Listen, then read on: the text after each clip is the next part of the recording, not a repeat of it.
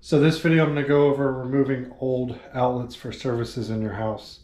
In this case I have a telephone jack and coax cable. So go ahead and get started.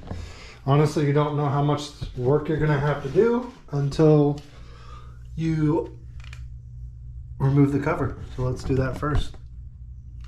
Alright. So I have an old telephone jack here.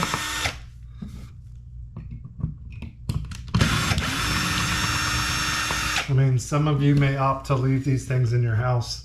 I'm never going to have a landline or telephone in my house, let alone up in all the rooms like this. So, and I don't like leaving unused services, so it kind of bugs me. All right, so it looks like we have a full telephone jack box.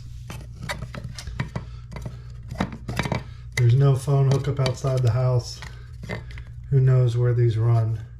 So in this case, because there's such a large hole, I'm gonna have to do a full patch of drywall over this and then smooth it, blend it, and texture it.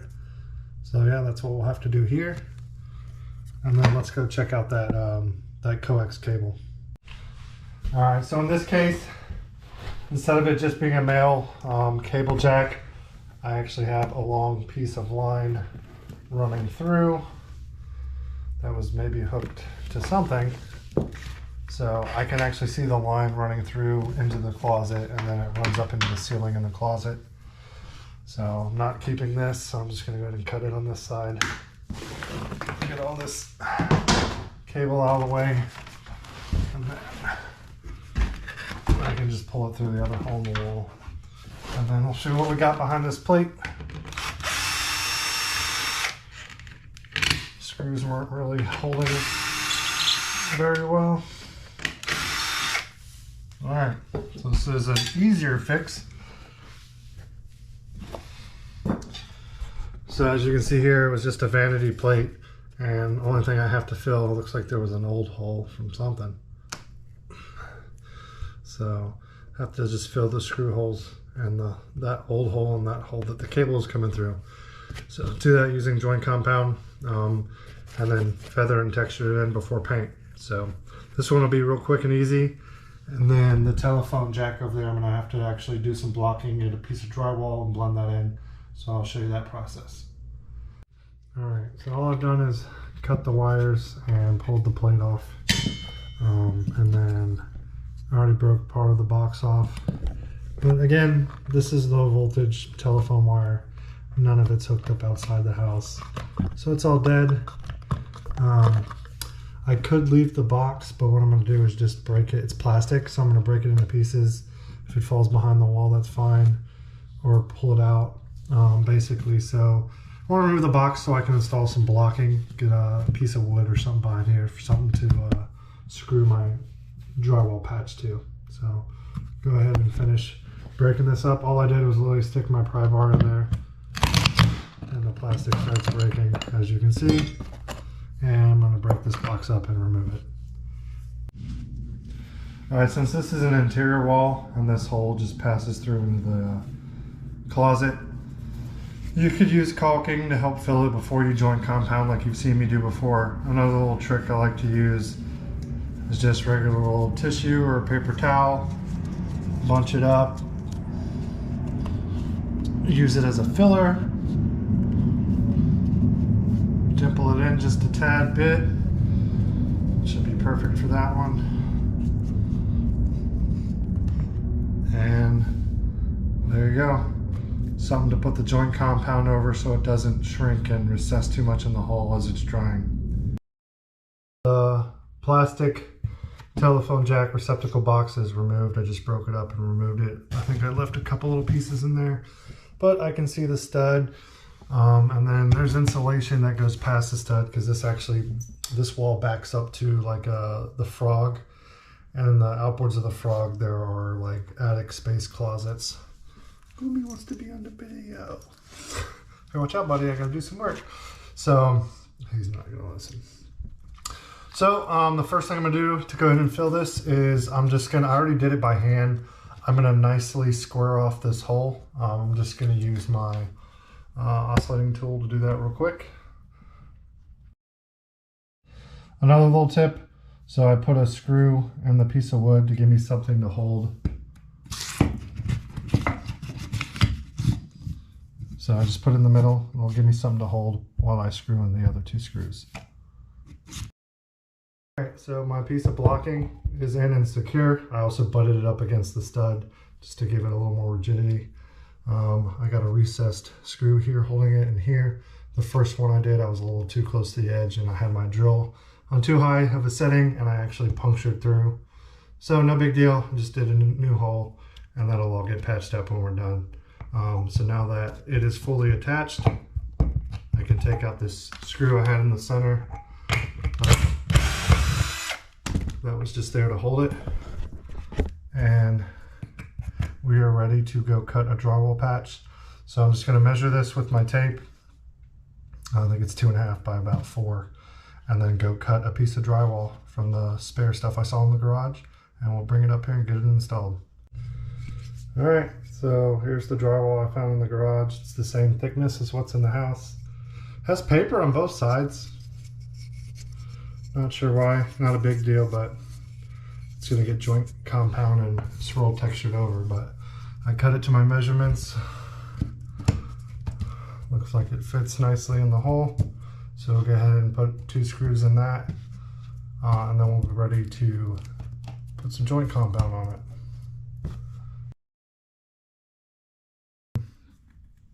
Got the joint compound, I'm using the Drydex. And then I have mesh tape. I've had this for a long time. Since it is a little, so the initial joint compound, I just did it completely flush. It's not smooth or feathered at all. Just to give it a little more strength while it's drying so it doesn't sag or shrink as much. I am gonna go ahead and put a little bit of this mesh tape over top. You don't always have to do this, but in this case, I'm going to put this on here.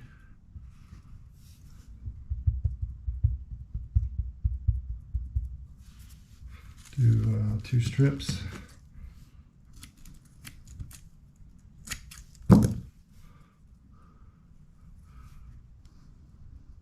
Slightly overlapped.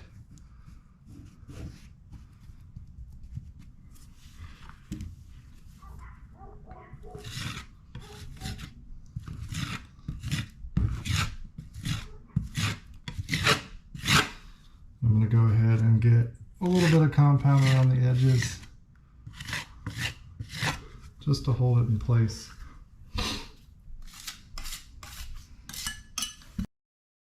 Covering it is just enough to support the wet joint compound as it dries for the first coat. Once this is dry, I'll come back and do another coat and I'll feather it out 2 to 3 inches around outside and then see we're out after that. All right, back over to the coax cable outlet. Already been sanded. Now I'm doing the texture, just joint compound, water, and some sand to create the swirl texture, as you've seen me talk about before. And just gonna spread it around all over the area. All right, now I already have more than enough on here. All right, and now I'm just gonna smooth it out following the existing texture lines.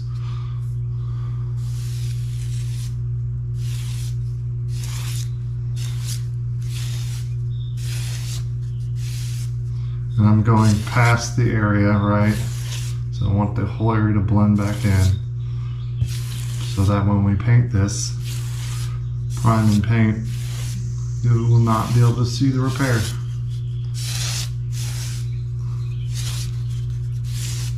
All right, here's where our big telephone jack used to be that we patched, blocked with wood behind it, screwed in a new piece of sheetrock drywall, did some mesh tape, and this is, I think, my 3rd coat of joint compound. The first one I just filled it in. Second one I filled any of the mesh tape that was showing. My 3rd one I blended it 2 to 3 inches around in all directions, and it's still pretty rough.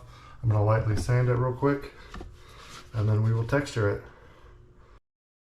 Sanding is done. I use my palm sander. It's just a little faster, very light pressure. I do go heavier on the edges, right? I'm not trying to take off a bunch of material.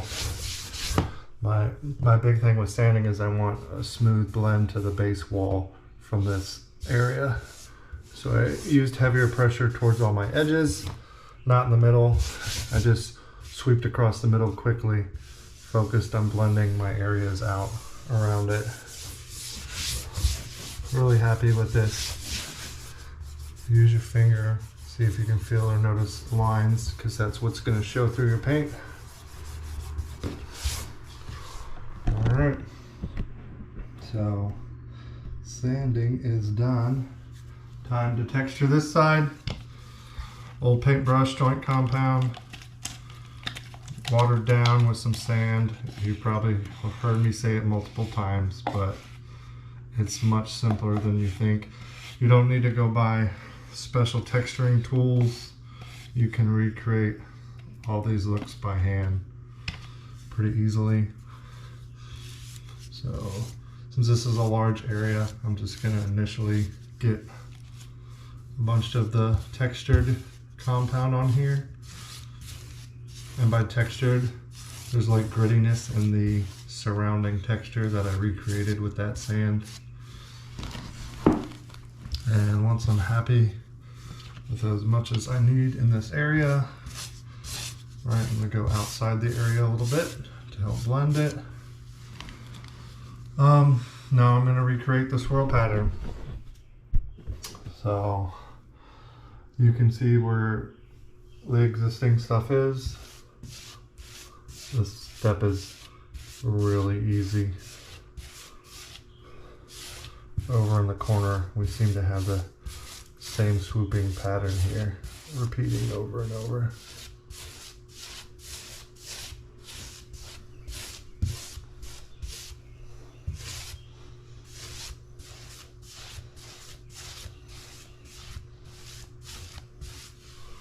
And there is my first coat of texture. So some old wall I didn't patch, and the new wall. So you can see the swirl and the grittiness and what we have recreated over top of my smooth patch. That way when we paint, you won't see any of this. Our patching and blending is completely done. So showing you the finished product. I don't have the walls fully painted, but here is where the telephone jack used to be.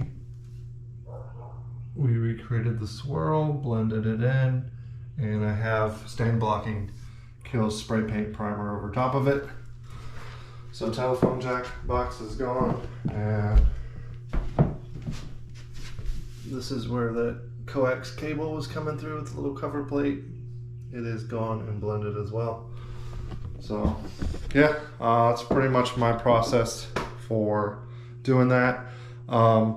Video got kind of longer than I wanted, but I wanted to show some of the details. And really it's like 5-10 minutes of work, and then you let it dry. You come back and do it later as you move on to the room and work on other stuff. So I've already cut in paint throughout the room. So I just gotta roll it all and get moving on with the project. But yeah, that's it for how I patch and blend and make those things disappear. So if they bother you like they do me, there's some tips for how to make them go away. All right, thanks for watching. Bye.